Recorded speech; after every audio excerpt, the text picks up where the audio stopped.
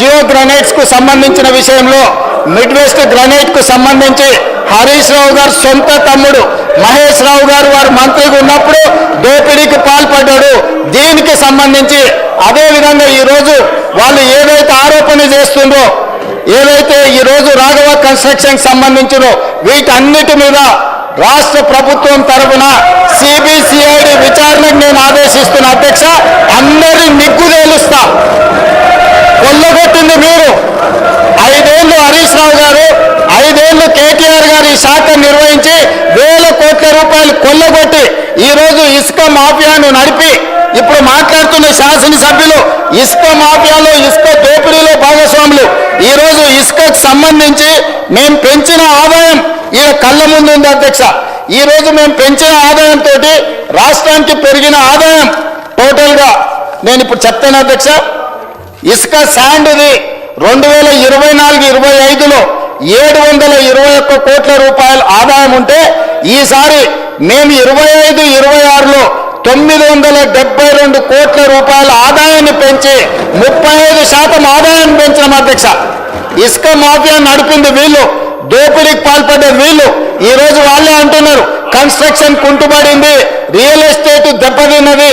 మరి real estate దెబ్బతింటే ఇసుక ఏమైనా బుక్కుతున్నామా అధ్యక్ష? ఇసుక ఏమైనా వండుకొని బిర్యానీ తింటున్నామా? ఆనాడు మేము 2024-25లో తీసుకొచ్చిన ఆదాయం కంటే మేము ఈరోజు 35% పెంచినాం అధ్యక్ష. రియల్ ఎస్టేట్ కన్స్ట్రక్షన్ పడిపోయినప్పుడు ఆదాయం పెరిగిందంటే సంవత్సరానికి 1000 కోట్ల రూపాయలు కేవలం ఇసుకల్నే. హరీష్ రావు గారు, కేటీఆర్ గారు ఈ దోపిడీకి పాల్పడి ఈ మాఫియాకు నాయకత్వం వహించింది హరీష్ రావు గారు, కేటీఆర్ గారు. మొదట్లో హరీష్ రావు గారి దగ్గర ఉండే ఈ శాఖ ఆయన అడ్డగోలుగా దోపిడీకి పాల్పడుతుండని కేసీఆర్ గారు ఆ శాఖను తొలగించి కొడుకు అల్లుడు మధ్యలో పంచాయతీ పడితే పంచాయతీ పెంచడానికి హరీష్ రావు గారి దగ్గర ఉన్న శాఖను తీసుకెళ్లి కేటీఆర్కి ఇచ్చాడు. కేటీఆర్ దోసుకోవడానికి అవకాశం ఇచ్చాడు. అందుకే అధ్యక్ష ఈరోజు ఒక్కటే మాట నేను చెప్పదలుచుకున్నా.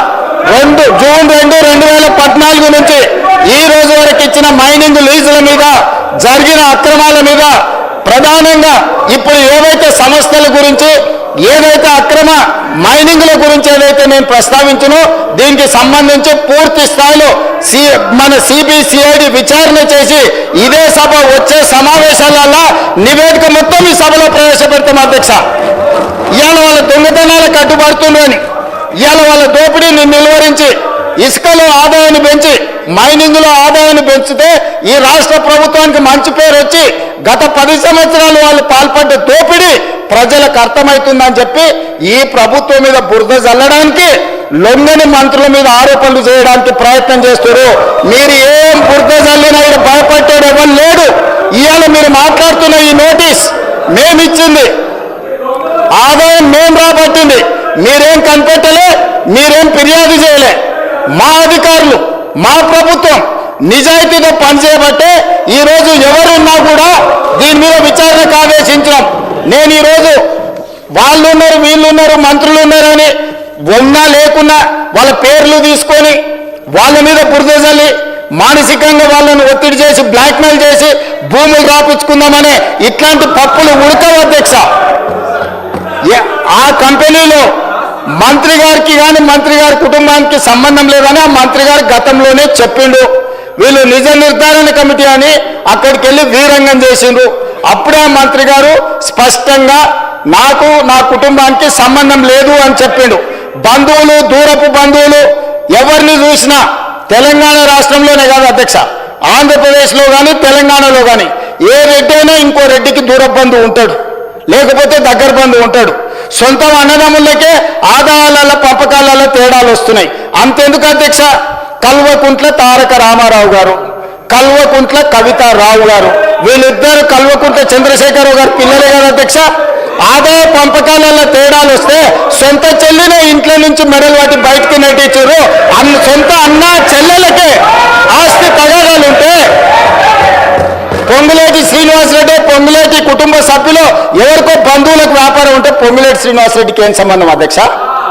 మీలాగా సొంత చెల్లెని ఇంట్లోకి వెళ్ళి ఎలగొట్టి, పార్టీలకు వెళ్ళి ఎలగొట్టి దోపిడీకి పాల్పడ్డ మీరు ఈ రోజు వారి బంధువులకు, దూర బంధువులకు వ్యాపారం ఉందని చెప్పి శ్రీనివాసరెడ్డి గారికి ముడిపెట్టి శ్రీనివాసరెడ్డి గారిని బెదిరించి లొంగ తీసుకోవాలనేది చేస్తుందో ఇది దిక్కుమాలిన చర్య. ఇలాంటి దిక్కుమాలిన ప్రయత్నాలు చేయకండి. ఈ దిక్కుమాలిన ప్రయత్నాలతోనే మీకు ఏమీ ప్రయోజనం ఉండదు.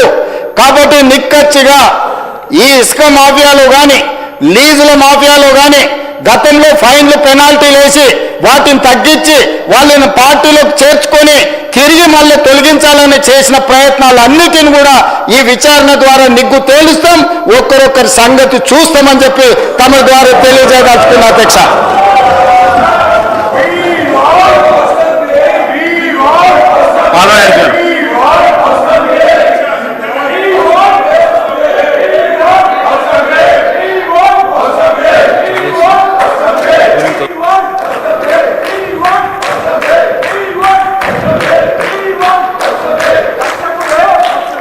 మర్చిపోయినాం అధ్యక్ష.